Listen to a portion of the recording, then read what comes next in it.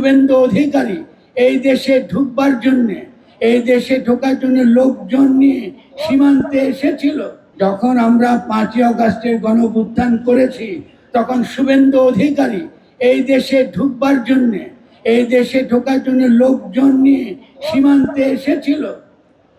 এসে প্রমাণ করতেছিল সেনাবাহিনীকে যে এই দেশের হিন্দুরা নাকি তাদের সেনাবাহিনীর গায়ে অ্যাসিড মারছে, এখানে তারা ঢুকতে চেয়েছিল।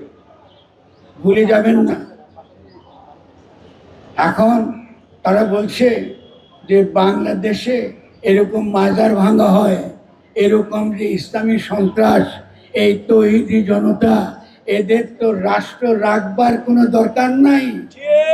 এমনকি কাশ্মীরও যে অধিকারটুকু পাচ্ছিল, ওই অধিকারও তারা আপনাদেরকে দেবে না। ফলে আপনারা যারা মাজার ভাঙছেন, আপনারা শুভেন্দু অধিকারীর নির্দেশে মাজার ভেঙেছেন। হিন্দুত্ববাদীদের আধিপত্য। প্রাণ ফ্রুটো, সময় অসময় ফ্রুটোময়।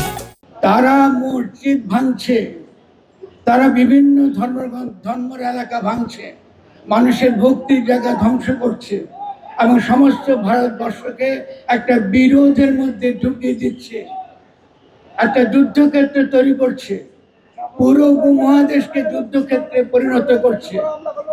এই যে রাজনীতি, এই রাজনীতির পক্ষে দয়া করে এই মাজার আঘাত করে এটাকে ত্বরান্বিত করবেন না। শুভেন্দু অধিকারী এখন কিন্তু পশ্চিম বাংলায় বিজেপির মুখ্যমন্ত্রী, বিজেপির দলের তিনি যে নীতি, ইসলাম নির্মূল নীতি, এই নীতি তিনি বাস্তবায়ন করবেন। ফলে ইসলামের সত্যিকারের যে জায়গা, আমাদের রসুলকে আমরা বলি তিনি রহমাতুল্লাহ আলামিন, সারা দুনিয়ার জন্য তিনি রহমত। ওখানে হিন্দু মুসলমান বৌদ্ধ খ্রিস্টান নাই, আস্তিক নাস্তিক ভেদ নাই, পশু পাখি মানুষের ভেদ নাই, জন্তু জানোয়ার আমার জীবের মধ্যে কোনো ভেদ নাই। সকলের জন্য তিনি রহমত, সকলের জন্য তিনি রহমত বলে তিনি রহমতুল্লাহ।